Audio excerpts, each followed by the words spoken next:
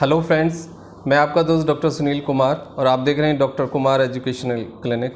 आज सबसे पहले मैं आप सबसे हाथ जोड़कर एक प्रार्थना करता हूं कि आप कोविड-19 का जो प्रोटोकॉल है उसको फॉलो करें, वैक्सीन लें, मास्क लगाएं, डिस्टेंस मेंटेन करें और जितना हो सके आप क्राउड से, भीड़ भाड़ से बचें, क्योंकि प्रिवेंशन में यही हमारे पास है कि हम बीमारी से बच पाएँ। यदि बीमार ना हो पाएँ तो बहुत अच्छी बात है, लेकिन यदि आप घर पर रह के इलाज करना चाहते हैं, आप बीमार हो गए हैं, आपके पास मेडिकल फैसिलिटीज़ नहीं है, डॉक्टर अवेलेबल नहीं है, तो आप घर पे रहकर भी अपनी देखभाल कर सकते हैं। लेकिन मैं क्लियर कर दूं, सेल्फ केयर और सेल्फ ट्रीटमेंट दोनों में बहुत बड़ा अंतर है। आपको सेल्फ केयर करना है, सेल्फ ट्रीटमेंट नहीं करना है। आपको कंसल्टेशन के साथ ही आगे बढ़ना है। तो सबसे पहली बात ये कि आजकल हॉस्पिटल के अंदर बहुत लोड है, ऑक्सीजन का क्राइसिस है, बेड नहीं है, डॉक्टर नहीं है, पैरामेडिकल स्टाफ नहीं है और लोग हेयर एंड देयर घूम रहे हैं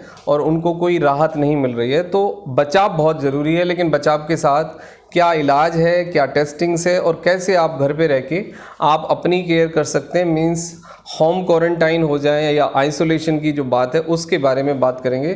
तो एक क्लियर 5 स्टेप फार्मूला हमने डेवलप किया है आपके लिए, तो आप इसको देखिए, समझिए, चैनल को सब्सक्राइब करिए, लोगों के साथ शेयर करिए, आइकन बेल हिट करिए। लेकिन इम्पॉर्टेंट पार्ट ये है कि आप वीडियो को पूरा देखें और अंडरस्टैंड करें। सबसे पहली बात है कि यदि आपको फीवर है, आपको एक्टिव कफ है, आपको सॉर थ्रोट है, आपको नोज़ में कंजेशन है, आपको मल्टीपल जॉइंट पेन है, तो सबसे पहले आप खुद आइसोलेट हो जाएं, क्वारंटाइन हो जाएं। मींस आप मिक्स ना हो फैमिली के अंदर, आप लोगों से अपने को डिस्टेंस पे रखें। इससे सबसे बड़ा फ़ायदा ये होगा कि आप कैरियर नहीं बनेंगे और आप दूसरे लोगों को ये इन्फेक्शन पास नहीं करेंगे। तो immediately from the first symptom, from the first day, don't mix with the family and don't mix with the crowd. सबसे पहला काम आपको ये करना है, ये फर्स्ट एम है आपके लिए। मोस्ट ऑफ द केसेस के अंदर जो एक्टिव केस होते हैं उसमें हाई ग्रेड फीवर और कफिंग के साथ स्टार्टिंग होती है, लेकिन जो माइल्ड केसेस हैं, जो हल्के फुल्के केसेस हैं, जो कि 80 से 90% लोग खुद ठीक हो जाते हैं, उनमें बहुत हाई ग्रेड फीवर कई बार नहीं होता, एक्टिव कफ नहीं होता, दूसरे सिम्टम्स होते हैं, रेड आइज हो जाना, जॉइंट पेन, वीकनेस लगना, हल्की फुल्की खांसी या हल्का फुल्का जुखाम होना, डायरिया, डिसेंट्री का होना, स्मेल का कम आना, तो ये सारे symptoms, even the red eyes, ये हो सकते हैं। सो अब हम दूसरे स्टेप पे जाते हैं कि मॉनिटरिंग। यदि आपको फीवर है और आपने अपने को आइसोलेट कर लिया है, तो अब मॉनिटरिंग क्या होगी। अब दूसरे स्टेप पे टेस्ट की जो बात आती है वो इतनी ज़्यादा रिलेवेंट अब नहीं रह गई है, क्योंकि RT-PCR भी 40% लोगों का फॉल्स पॉजिटिव और नेगेटिव आ सकता है। सो आप टेस्ट का इंतज़ार ना करें। आप ये ना सोचें कि जब मुझे पॉजिटिव होगा तभी मैं आइसोलेटेड होऊंगा या क्वारंटाइन होऊंगा। इमीडिएटली आपको सिम्टम्स नज़र आते ही आप अपने को आइसोलेट करिए, अपने को सेपरेट करिए। सेकेंड पॉइंट, मॉनिटरिंग क्या है। मॉनिटरिंग में आप थर्मामीटर लें, डिजिटल लें या मैनुअल लें, हर 3 घंटे पे अपना टेम्परेचर नोट करें, प्लस ऑक्सीमीटर लें जिससे आप ऑक्सीजन यानी SpO2 चेक करें हर 3 घंटे पे, उसका चार्टिंग करें। यदि आपको फीवर है तो पैरासीटामोल, क्रोसिन या कोई भी ब्रांड 650 मिलीग्राम एडल्ट के लिए रिकमेंडेड है। आप हर 4 घंटे पे 3 से 4 बार ले सकते हैं। आप अपने फीवर को कंट्रोल करें, सिम्टम्स को कंट्रोल करें, क्योंकि हाई ग्रेड फीवर यदि लगातार बना रहेगा तो उससे आपको एक्सर्शन होगा, आपको थकान होगी और उससे आपको कई बार डिहाइड्रेशन भी होता है, जिसके कारण बाद में ऑक्सीजन का लेवल भी कम हो जाता है।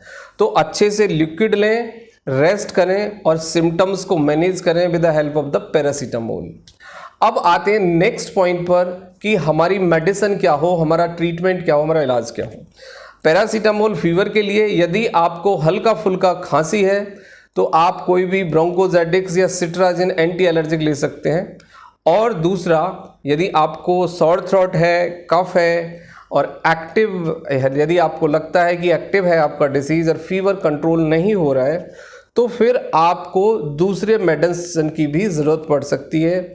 मीनवाइल सेम टाइम आप you have to consult with your nearby physician. आप आसपास किसी डॉक्टर से कंसल्ट कर लें। अलॉन्ग विद तब तक ये दवाइयाँ लेते रहें, रेस्ट करें, अच्छे से पानी पिएं, गार्गिल करें, स्टीम इनहेलेशन करें। अब हम नेक्स्ट पॉइंट पे आते हैं कि इसके साथ साथ आपको एक अच्छा माइंड सेट भी बहुत ज़रूरी है। माइंड सेट मीन्स आप पॉजिटिव रहें, अच्छी नींद लें, स्ट्रेस फ्री रहें। यदि आप पॉजिटिव नहीं रहेंगे, अच्छी नींद नहीं लेंगे, रेस्ट नहीं करेंगे, तो आपको डिजीनेस होगी, आपको स्ट्रेस बढ़ेगा, आपको फियर बढ़ेगा, आपको इंसोम्निया यानी नींद नहीं आएगी, और उसका प्रभाव नेगेटिव आपके बॉडी पर देखा जाएगा, यानी ऑक्सीजन लेवल पर भी देखा जाएगा। नेक्स्ट पॉइंट आता है कि हम मील क्या लें। नेक्स्ट एम है हमारा कि मील क्या हो हमारा। खाने में आप जितना अच्छा प्रोटीन खा सकते हैं वो आपके लिए बहुत अच्छा है।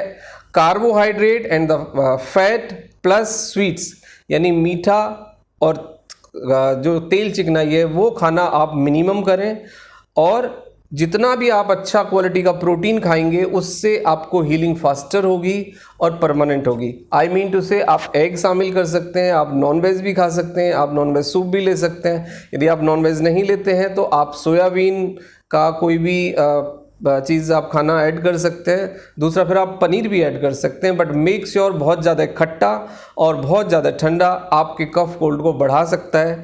प्लस कार्बोहाइड्रेट कम लें और नॉर्मल पानी जितना आप पी सकते हैं वो आपके लिए हेल्पफुल होगा। इसके बाद आता है कि हॉस्पिटल कब अप्रोच करें। जनरली देखा यह जाता है कि 5 डेज़ के बाद 6 डे, 7 डे, 8th डे और 9 डे, यानी 4 days is a very critical. यदि आपको कॉम्प्लिकेशंस आते हैं, यदि आप माइल्ड से मॉडरेट या सीवियर केस की तरफ बढ़ते हैं, तो फिर आपको स्टेरॉयड ट्रीटमेंट दिया जाएगा, फिर आपको ऑक्सीजन दी जाएगी। ऑक्सीजन भी एक ड्रग है, ऑक्सीजन भी एक मेडिसिन है, और कोरोना वायरस इन्फेक्शन में सबसे ज़्यादा इम्पॉर्टेंट जो पार्ट है वो आपका rest, liquid diet, oxygen plus steroid, ये एक आपका लाइन ऑफ ट्रीटमेंट होगा। लेकिन हमें यदि टेम्परेचर मोर देन 102 5 डेज से ज़्यादा हो गए, plus oxygen level in old age patient 92 से यदि कम है and the young patient is 94 से यदि कम है, एवरेज 12 आवर्स का या 24 आवर्स का, तो that is a red sign, is a red flag. Then immediately you have to approach the hospital और द कंसर्न फिजिशियन। फिर आपको हॉस्पिटल में जाना होगा, कंसर्न फिजिशियन के पास जाना होगा। अलोंग विद दैट आप डुआलिन और अस्थालिन से आप 3 बार नेबुलाइज्ड करें घर पर ही, प्लस आप हर 2 से 3 घंटे पे प्रोनिंग एक्सरसाइज करें, ब्रीथिंग एक्सरसाइज करें, प्लस मेक श्योर अच्छा रेस्ट करें। तो with the help of those tips और ये जो एडवाइस हमने दी है, आप घर पे ही कंप्लीटली ठीक हो जाएंगे, और द 90% केस को घर पर रखकर ही ठीक किया जा सकता है। Because mild to moderate symptoms वाले पेशेंट को घर पे ही रखें और घर पे ही ठीक कर सकते हैं। बट यदि कोमॉर्बिडिटी है, कोई इम्यूनिटी का कोई इशू है, कोई आप पहले से मेडिसिन पे है, कोई कार्डिक डिसीज़ है, न्यूरो प्रॉब्लम्स है, या फिर कोई आपको किडनी का इशू है, डायबिटीज़ है, और यदि कोमॉर्बिडिटी के साथ एजिंग है, तो आपको 5th डे के बाद यदि ये सिम्टम्स हैं तो फिर हॉस्पिटल जाने की ज़रूरत होगी, आपको ऑक्सीजन सपोर्ट की ज़रूरत पड़ेगी। And the make sure normal oxygen से फिर काम नहीं होगा, डिले ना करें, immediately search to the hospital. आप फिर खुद इस केस को ना डील करें। Thank you very much and take care yourself.